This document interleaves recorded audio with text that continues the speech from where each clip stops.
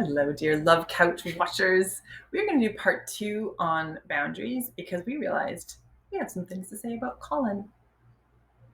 Colin is Michael's ex-boyfriend, Yes. so he's the one that initiates the uncoupling that gives the show its title. One of the things that Colin says for his reason for breaking up with Michael is, you always make it about you. You take up all the space. I had to move out without telling you that I was moving out, because otherwise you would have tried to talk me out of it and make it all about you. It seems that if Colin had set boundaries, if he'd said, look, like, I'm feeling unheard here, I'm feeling just like what's the word, like kind of driven over, yeah. like Ramrodded or ram ridden. Oh God, they So- sound like some- terrible something like gay that. sexual references. something where, like, I've got no, you're not interested in what I have to say. You know, you're talking all the time. You're not curious about me. To have set a boundary, I don't know what the boundary. Well, do you know what would have been a look great like. boundary? What would have been a great boundary? A timer. Yeah. Fucking just use a timer. Yeah. We use them with our clients all the time. Here's a practice. You have 2 minutes. You have the floor. It is all you. Go for it. Yeah. Nothing like a timer. It's part of the masculine energy to, like, create the space for expression. It's brilliant. Yeah. I like that. Mm. That's not a boundary as much as a kind of a structure in which sharing can take place, but that could still work. Can I say one thing? Yeah. Well, if the boundary that Colin is having trouble keeping is space to share in the relationship, it is okay to use other tools as a reminder of what it is you want, and to experiment with how long it feels like. You could be like, does 3 minutes of sharing feel good? Does 5 minutes feel good? Do I want 20 minutes to just say whatever I want? Then you get to play with it. It's very clear. Yeah. Colin could say, I need you to ask me how my day was once a day. That would mean a lot to me if you could do that.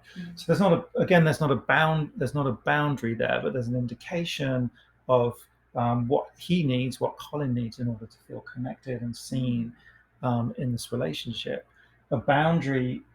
I'm seeing boundaries and needs going together in a new way, in a new depth. Yeah, like a boundary.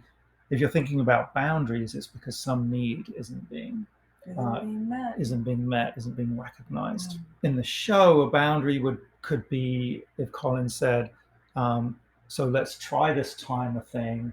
Let's try this thing where you ask me at least once a day how my day was, show some curiosity towards me.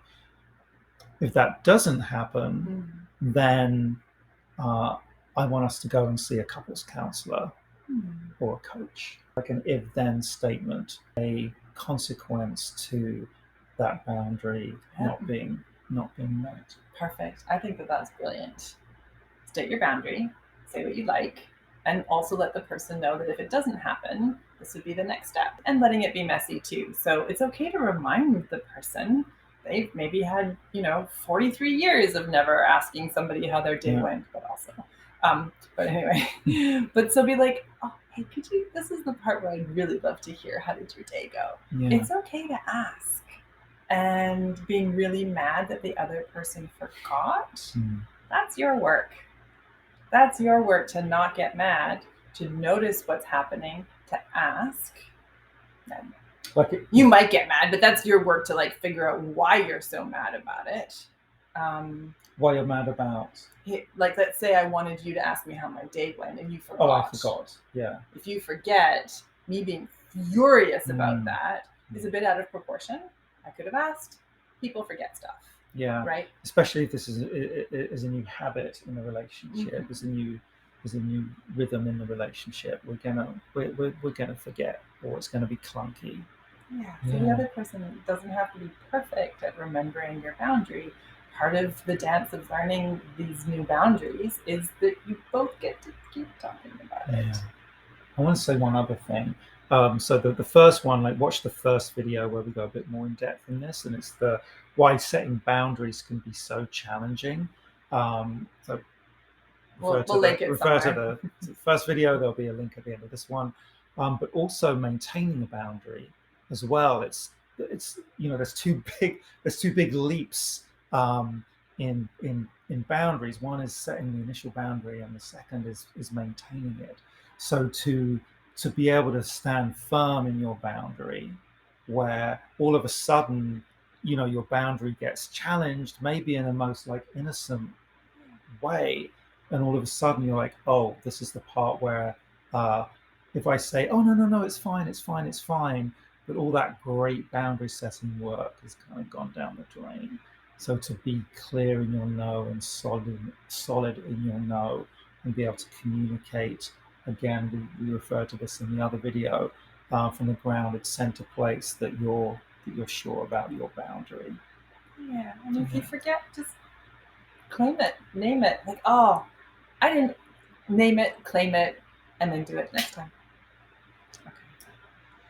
Thanks for watching part 2 on boundaries. Like, subscribe, comment, and thank you so much for watching.